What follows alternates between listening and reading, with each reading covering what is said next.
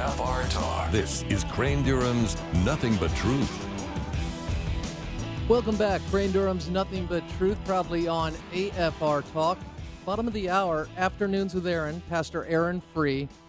We are going to be joined by, it actually turns out to be the sister-in-law of Aaron, and a story of a suicide in her family, her son, her teenage son, and how the Lord worked in her life and her family's life to bring healing. Bottom of the hour. We now go to a man who has taken a bit of a media hiatus, if you will, for 2 years, and he's been sorely missed. His name is Jerry Bowyer. He's a Forbes contributor. He's chairman of Bowyer Research.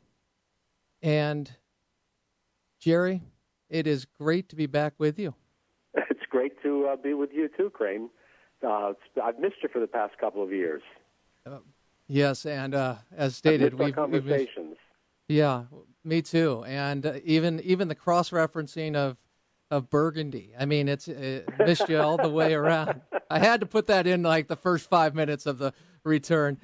Jerry, if you don't mind just doing a little background, you have been providing economic insight for the networks. You've done it for Forbes.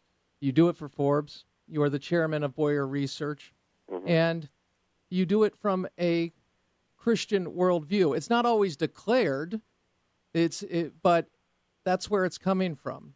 And something that I really grew to appreciate was that when you would have discussions about this, you didn't compartmentalize it. And if it came up in a debate, you were right. fully in to discuss it. And maybe some people who haven't heard you yet don't realize that about you, but it is an honor. I also have to tell you that Jerry has his family working with him, which is my dream. And I think a lot of people want to work with their family because they get to see them more when that happens. And so, Jerry, you're doing it right in so many ways. Thank you. Well, the family is the natural economic unit from the beginning of creation. And that's one of the reasons why the bizarre tendency of the modern world to separate family issues from economic issues.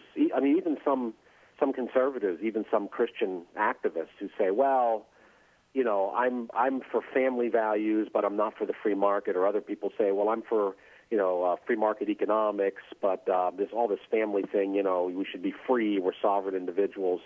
They miss the fact that the family is the foundation of economic prosperity, and it is the first welfare state in the sense that it's the real institution of welfare, and it's the real institution of education, and it's the real institution of wealth creation. And when the family is destroyed as a unit, then the state steps in as the fake family, the pseudo-family. If you are alone in the world and you don't have a family that you can depend on, you can't stand that. There's like an existential anxiety about that, and so you naturally turn to some other family, and that's where demagogues step in, presidents or other politicians who come in and say, well, we're your family. We, the state, are your family, and we're your, we'll give you your daily bread, and we'll take care of you. So socialism and family breakdown are very close allies of one another. Family solidarity and the free enterprise system are also natural allies of one another. When the world's working the way it's, working the way it is, when it's working the way it's supposed to.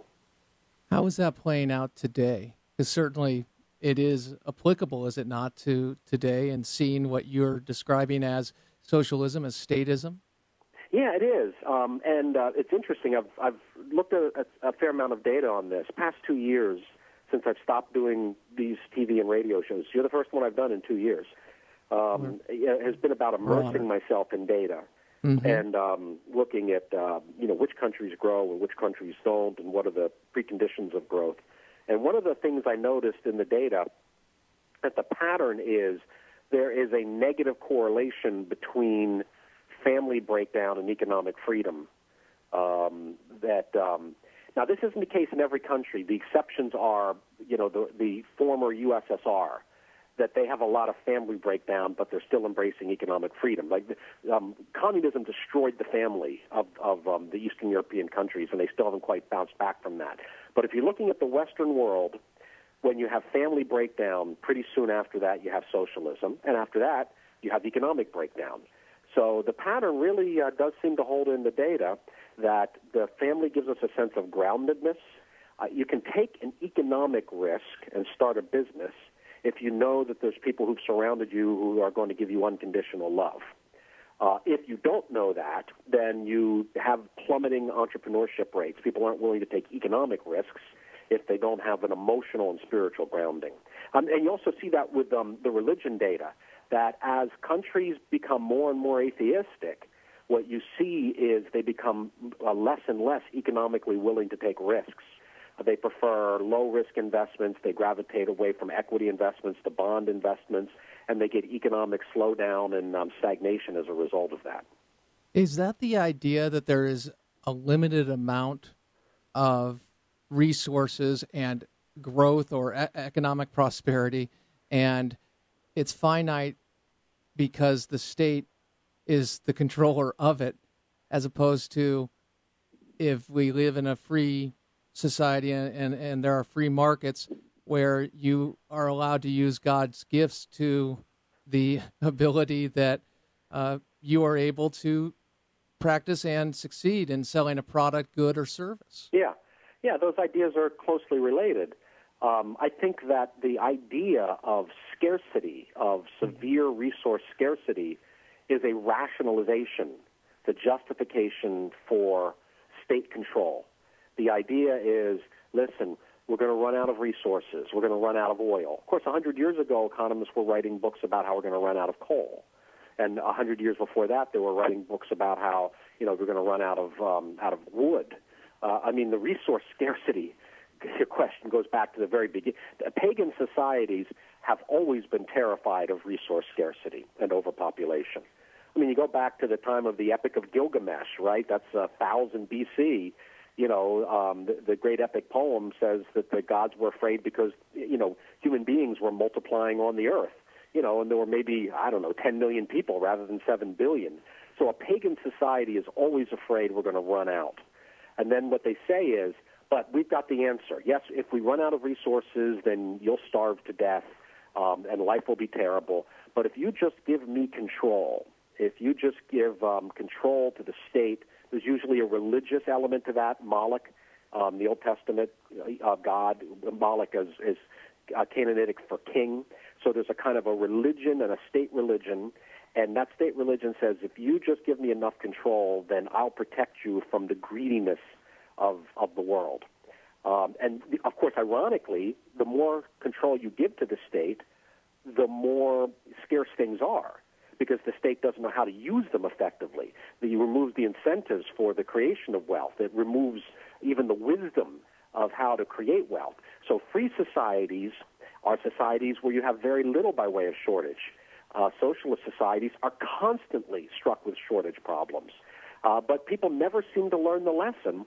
And, I have friends who are economists, and they say, look, over and over again, the data proves that we have plenty of resources. Why won't they listen? And my answer is they won't listen because it's not a data question for them. It is a deep spiritual, psychological question for them. If you believe that we're alone in the universe, then fear will be your dominant emotion. If you believe we've got a Father, if you can honestly pray, our Father who art in heaven, hallowed be thy name, give us this day our daily bread. If you can pray that and believe it, then you're not someone who's constantly terrified about scarcity, which is why the societies that actually pray that prayer are the societies that are freer than the rest of the world and the societies that have abundance. How is the faith oftentimes used against people of faith when it comes to money by saying the love of money is the root of all evil? And I'm thinking to myself, well, money is it's neutral. It can be used to build a church. It can be used to fund organizations. It could do, so many ways. So is there a way that I would say that statists, socialists, the left use that as almost as a weapon against those who are willing to work and believe in the free market? Yeah, they do, right? St. Paul says the love of money is the root of all kinds of evil. Right. And he's absolutely right. Who am I to disagree with him? The love of money is the root of all kinds of evil, including the evil of socialism, which is a love of money that is so great that if I'm a socialist politician, I'm willing to use the threat of lethal force to take your money from you. It seems to me that there's no greater love of money than somebody who's willing to use force to procure it. Now, out here in the rest of the country, we get money through willing exchange. But even then, that doesn't mean you love money. I certainly don't love money. Right. Money's a tool. I don't love my chainsaw, but I do love when my family gathers around our hearth fire and we sit around and burn the logs that I cut with the chainsaw. I mean, money is a tool. People are the end. When you get that backwards, when you make people the tool and money the end, then that is an evil. Well, what I don't understand is people who attack the free market system seem to think that it's the only system that runs on money. Socialism runs on money. Fascism runs on money. Communism runs on money. All of the economic systems use money. The difference between the central planning economic systems and the rest of them is the money that we use we get in a voluntary exchange. The money that they use, they get with the threat of violence.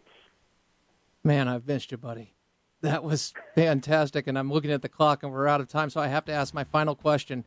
And I ask you this pretty much every interview, but if you could say to President Obama says to you, look, I'll listen to you. Give me one policy that you want right now, and I will go with it. What would it be? Well, in one sentence? In economic. Yeah. The big picture is repeal every project that you've pushed that violates the Constitution of the United States. If you want to start with one, I'd start with repealing Obamacare because it's probably the one thing strangling the economy now more than anything else. Jerry Bowyer, chairman of Bowyer Research, Forbes contributor. You can check him out. Go to the Facebook page, and you can go to his Facebook page and like it. He will be a regular feature on this broadcast, and we look forward to more conversations. Jerry, thanks, man. Great to be with you. God bless you, my friend. Good to be talking with you again. Absolutely. All right. Now, coming up, Pastor Aaron Free, Suicide and Faith, AFR Talk.